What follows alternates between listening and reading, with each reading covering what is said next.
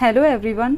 आज हम नागार्जुन की कविता आकाल और उसके बाद पर बात करेंगे। ये कविता आपके एमए हिंदी के फर्स्ट ईयर में ही नहीं बल्कि यूपीएससी का हिंदी ऑप्शनल सब्जेक्ट है उसमें भी है, और यूपी पीसीएस के हिंदी ऑप्शनल उसमें भी ये कविता है, और साथ ही नेट जेआरएफ के एग्ज़ाम में उसके पाठ्यक्रम में भी ये कविता संकलित है, यानी उसके सिलेबस में भी ये कविता है। तो इसका मतलब यही है कि ये कविता बहुत ज़्यादा इम्पॉर्टेंट है। चलिए 4 पंक्तियों में ये कविता लिखी गई है, इसका मतलब समझते हैं। पहले कविता पढ़ लेते हैं, फिर इस कविता पर बात करेंगे। कई दिनों तक चूल्हा रोया, चक्की रही उदास, कई दिनों तक कानी कुतिया सोई उसके पास, कई दिनों तक लगी भीत पर छिपकलियों की गश्त, कई दिनों तक जो चूहे हैं चूहों की भी हालत रही शिकस्त, दाने आए घर के अंदर कई दिनों के बाद, धुआं उठा आंगन से ऊपर कई दिनों के बाद, चमक उठी घर भर की आंखें कई दिनों के बाद, कौवे ने खुजलाई पंख कई दिनों के बाद।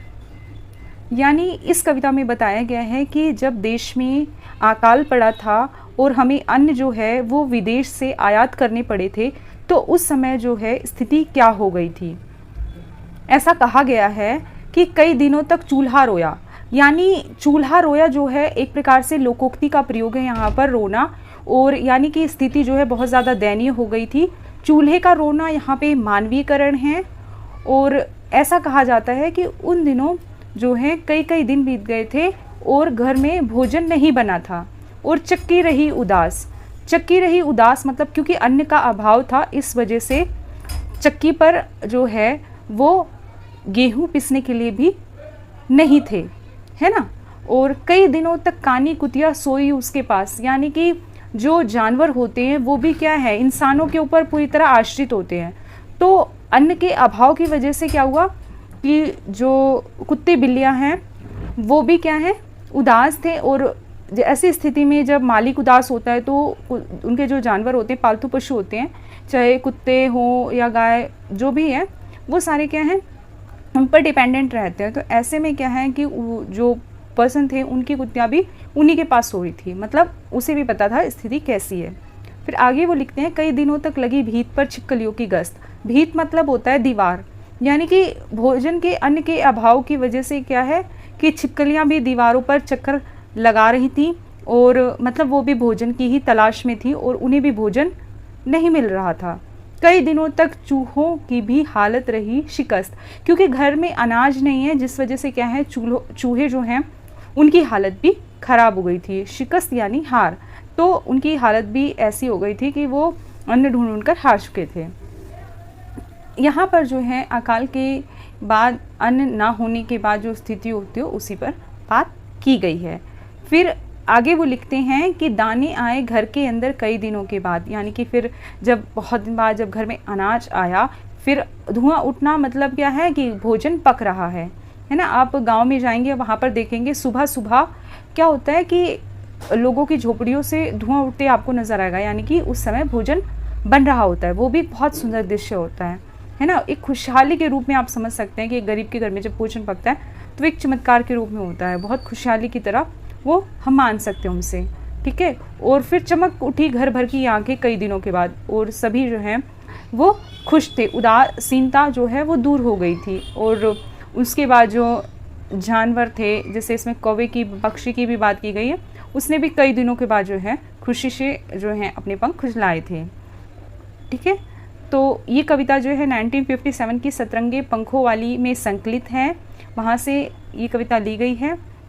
और इस कविता की बात की जाए तो कहा जाता है अकाल, और उसके बाद कविता में अकाल का भयावह चित्र प्रस्तुत किया गया है। 8 पंक्तियों में कवि ने ग्रस्त जीवन के संपूर्ण अभाव की कहानी कह दी है। आंगन में धुआं उठने का मतलब है कि खाना पकाया जा रहा है।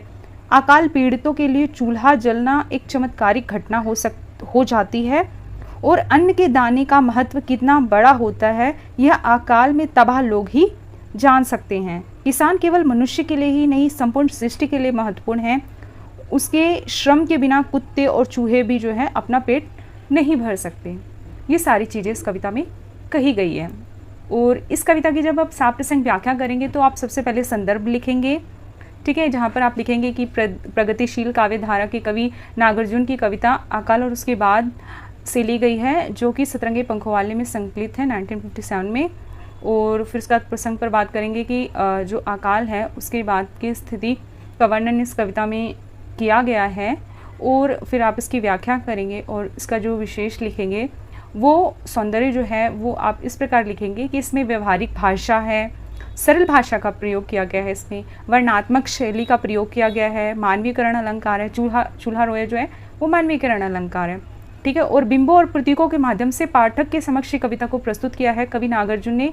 अब प्रतीक विधान जो है इसमें हैं वो कौन कौन से, जैसे चूल्हा, चक्की, कानी कुतिया, चूल्हे और छिपकलियाँ, और कहीं ना कहीं ये अकाल की भयावहता दर्शाते हैं, ठीक है। और चूल्हे का रोना जैसे कि लोकोक्ति है ये, और चूल्हे का रोना एक प्रकार से अत्यंत दरिद्रता को दिखाता है, ठीक है।